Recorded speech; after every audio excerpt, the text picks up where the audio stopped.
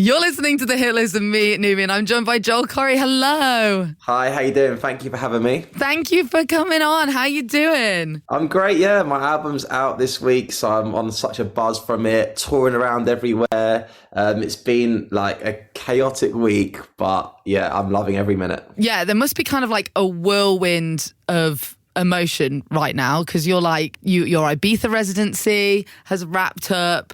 You have literally been flying around the world. Album is now out. You're doing shows and promoting this album. So like, how are you feeling? Honestly, I'm feeling great. Like I've just got all this positive energy running through me. The travel schedule has been like pretty mad going, from America and back again with the time zones. But I think when you've got so much good stuff going on around you and such positive energy and everyone's like sending me such nice messages and excited to come to the gigs and doing all the signings, you can't not feel great. This is something I've been working towards for so many years now and it's here and I'm just trying to be present and enjoy every minute. Yeah, like soak it all in. What time zone do you think you're on? Were you over for such a short amount of time you didn't manage to get jet lag? Yeah, I mean, that's the tactic. Like I lived in New York on Friday and LA on Saturday and that was it. So it was just like a 2-day trip to America, like East Coast to West Coast and back to London.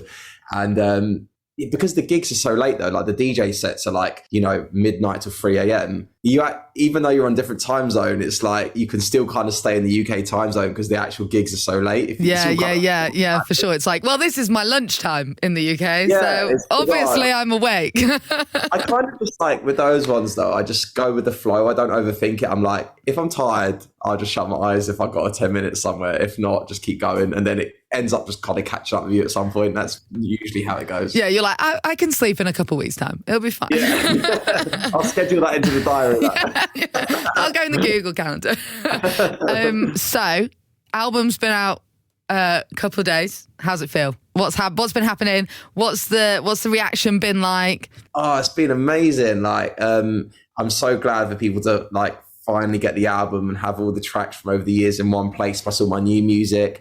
And I've been out there signing vinyl, signing CDs, meeting people, and all the messages I've been receiving is everyone's loving it so far. And yeah, for me, it's a big moment in my life, one of the biggest moments of my life so far. And I'm just enjoying every minute of it. Like I said, it's great. Because is this your first time like having a physical release of your music, like a vinyl, like a CD? I've had we did like a little EP vinyl a few years ago, but this is like obviously much bigger. This is an 18 track album. This is all the songs I've had since 2019. So this is like, this is a big project and I've never done anything on this scale before and I've never had my own CD, so that's pretty cool. Yeah, and you get to hold it, you have it in your hands, people are signing it. I've seen quite a few people, and obviously you're saying from this is your music from 2019, a few people describe your first album as essentially, it's like a greatest hits album. Because there's so many bangers on it. And I think, I think it's like a testament to you as an artist where it's like, this is your first record and there's no skippables. It's no skipping, it's just hits. That's what I wanted though. Like, that's why I waited because I was like, when it comes, I want it to be that playlist, that album that you put on and it's like banger, banger, banger, banger.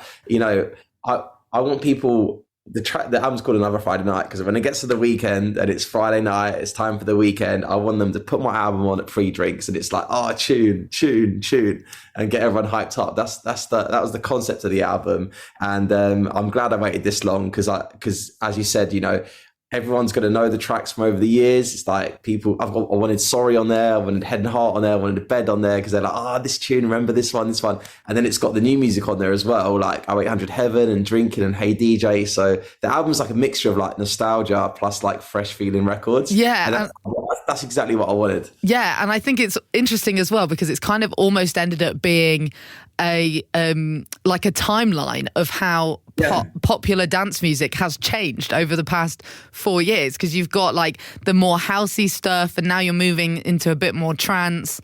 So you've got like, it's almost like a history book in an album of the past 4 years of pop culture. A really good point you make there. And I was writing about this the other day. Like the album is like a journey of how my sound has evolved since then. And even the way I like put the track list together, I spent ages like this one into this one, this one. So it felt like you had that journey. And it's like it's interesting how much like music and current trends have changed over the last few years in dance music. And I'm excited to be part of it. And, you know, this album, it feels like it has got like, you know, a little journey to it, which is really cool. And it's just, it's great that I could like pull it all together in one body. Yeah. What is, because it's your whole body of work compiled into an album. What's your favourite song? Oh, I knew he was going to say that. This is the hardest question ever. Honestly, I hate answering this question. But it probably changes every day, so I won't be able to hold it on you. I'm not going to say my favourite, but I'm going to say extra special ones. I've got to say Sorry, because, you know, that song changed my life forever. Yeah. It was a moment where everything I always dreamed of suddenly kind of started to come true, and the world felt like it was opening up to me when I got my first breakthrough, my first hit record, and that track was Sorry. I tried for so many years, and summer 2019 it happened. So that one, definitely. Head and Heart was my first #1 record. Yeah. And it's such I'm not going to lie, I think, Joel, that is probably one of my favourites of your songs. Like, it just hits every time. Whenever I think a lot of people would agree with you. Like whenever it comes on my show, I'm like, yep, still a tune. Hey, it's one of them ones, isn't it, where like just goes off every time. So yeah, Head and Heart up there. And I'd say Hey DJ, my new single. Because, you know, it's like a bit of a new sound for me, and it's a very exciting track. And, you know, I wrote it in Ibiza this summer, so Ibiza's very attached to it for me. And yeah, everyone's been loving that one. So I'd say those three are like the extra specials for me at the moment. But as you said, I'll probably choose one tomorrow. Just like, actually, now having a think back, this one's quite good. KMFM. This is the hit list. KMFM. So you've got like a couple of events that are like signing events. Obviously, it's like slightly different to a gig in a club or in Ibiza. So what have you got planned? Is it a bit of a surprise or? So these events they're great because it's a chance to like meet everybody. So people come up and they bring their CDs and their vinyls, and I sign them, have a chat with everyone, take selfies, take pictures. So it's really wholesome because, you know, I don't normally get the chance to spend that much time with people because I'm away traveling all the time. Yeah. And also like at a club, you know, it's not like a gig where you can wait outside at the end and maybe see them. It's like you're on the stage and everyone's quite bevved in the audience, so you might not want to speak to them. and like it's interesting because then we go into the club and we do like a DJ. I do a DJ set. What I've done is I've put the DJ booth like in the middle of the dance floor in these gigs, so people actually can get up close and personal. Because you just mentioned like I'm on the stage normally, not of these gigs. I wanted them to feel like almost boiler room style, like they can, they're involved, they're with me for the set, and it's worked so well. I've loved it. The vibes have just been like amazing from the moment the first song drops. Everyone's just on a hype all the way to the end of the set, and most of the set is just my own music as well from the album.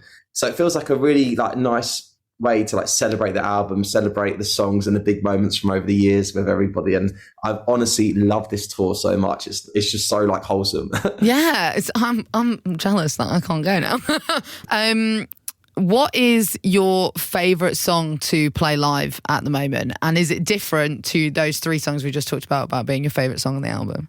Favourite song to play live? You know, 0800 Heaven is a really good one to play live because it's like it's been out there for a while now, and it's a big song for some, so everybody like knows the words, and it's like it's such a banger. You know, I mean, it's a trancey feeling record. It's a proper dance record. So when I play that one, I love it because I like literally filter down the chorus, so the whole crowd just sings the chorus a cappella, and it's always like such a big moment when that happens. So that one's definitely really fun to play out. Oh, amazing. Okay, the big question.